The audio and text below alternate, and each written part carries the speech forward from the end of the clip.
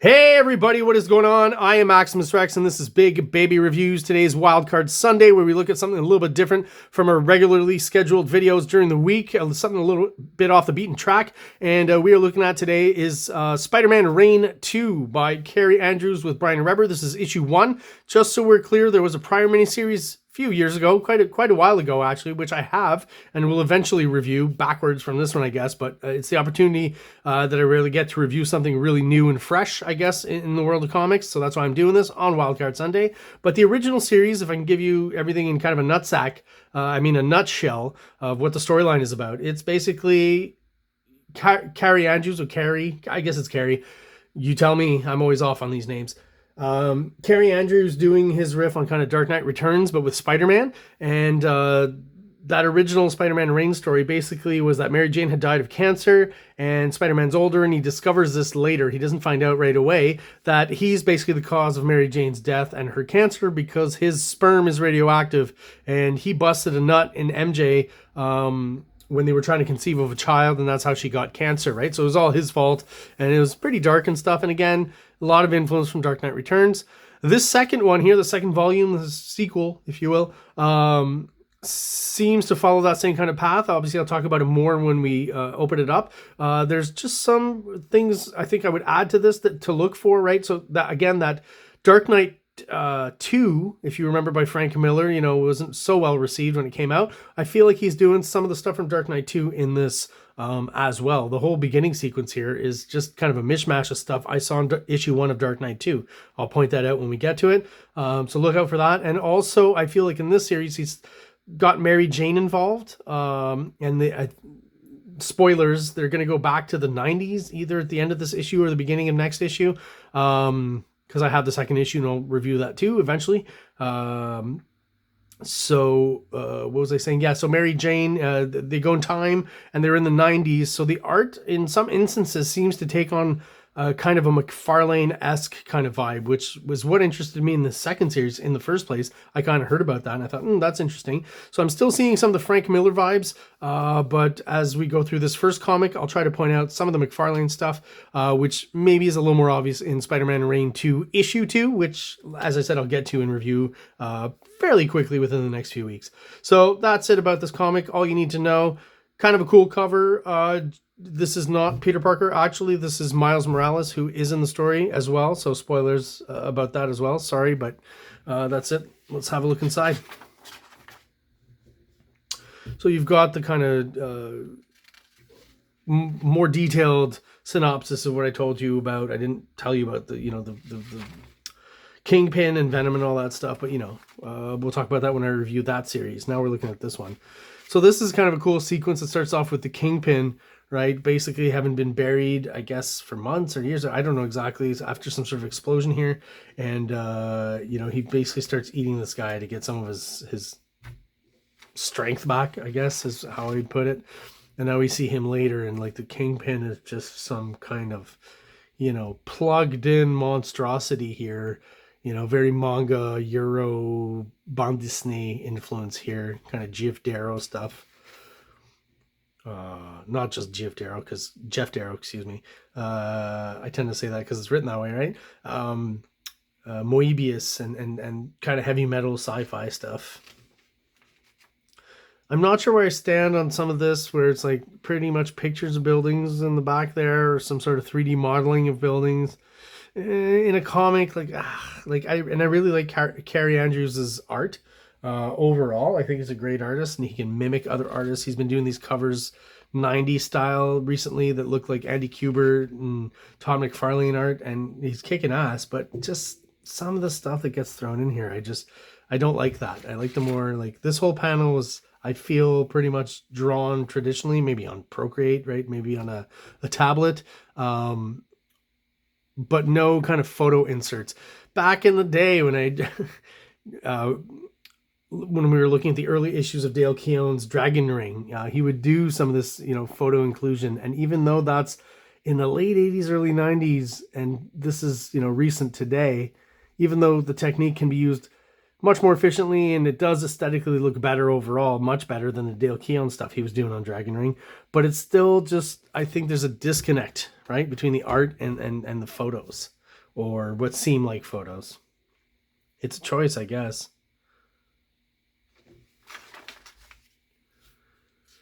So here we got Peter Parker, and he's hanging around with Mary Jane.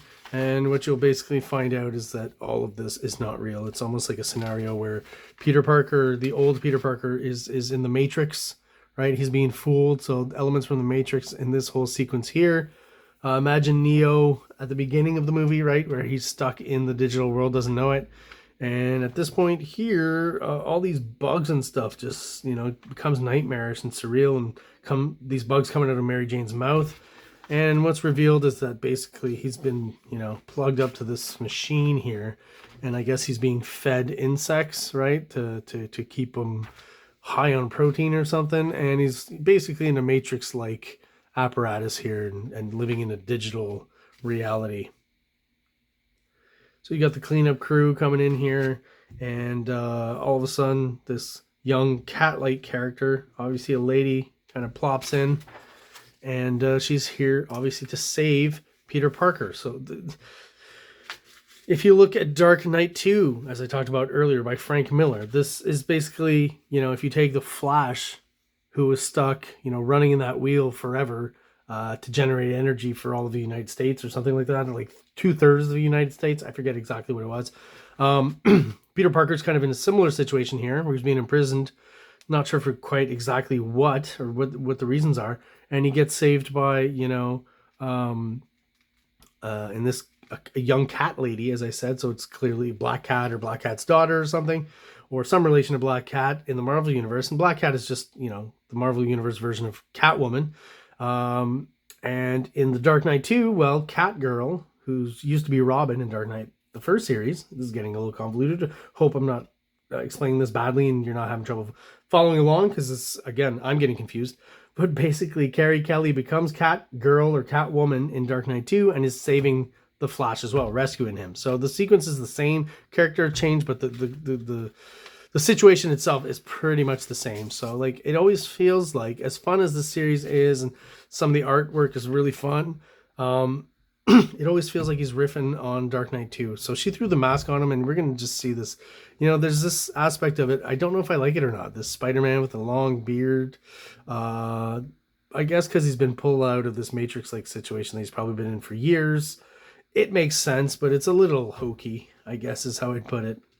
But the visuals are great. Like, even here again, you got some, not sure if this is modeling or pictures or what that is. I feel it clashes with the art. Looks good overall. It's got a very Blade Runner kind of feel, right? All these things that I assume Carrie Andrews is into. Again, with the artwork, I got nothing to say. It's great artwork all the way. The poses, the Spider-Man kind of, he does the McFarlane, foreshortening and angles and stuff. Does it maybe even better than McFarlane himself. Love this. I always like the idea of varying a panel with having lots of negative space. This is a clever way of doing it. You kind of have a bit of, panel framing down here just to suggest it. The strings cut off at the top where the panel would be. How that's pretty damn close to McFarlane here, except for the fact that he doesn't have the, actual Spider-Man bottom part of the costume on. I mean, this is fun where he's just got his tongue out for no reason. This definitely, like I said, story-wise, the book kind of confuses me. Some of the concepts I like, some of them not so much, but the art is always great. He's using the 90s panels here, the long verticals, right? Doing a pretty good job on the crop here. Not using it for that here, using it more for the verticality, obviously. Verticalness, verticality. Which of those words is the right one? So, a little bit of social commentary, I guess. So we've got some protesters here and the big bad police trying to stop the protesters, right? And then we get a bit of the, I think with the ladies in this issue, maybe not so much here with the protesters, but this lady here I find has kind of a McFarlane aesthetic, even earlier in the issue here. Yeah, there's something about, where the colors end and the art starts and vice versa that just, I don't feel that they mesh together fully 100%. I mean, A for effort for trying. And I mean, the actual art itself is gorgeous. I love it. just some of the coloring, not all of it. I think this works, you know, this kind of deal. There's just some places where it doesn't work for me.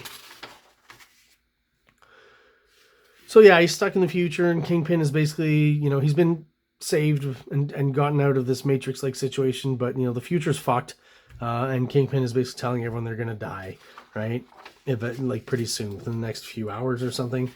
And what's gonna happen is Spider-Man here gets pulled underground by goblins, right? Kind of those weird, surreal elements of it, and finds out that basically those little goblins were sent by the Green Goblin, who's still around.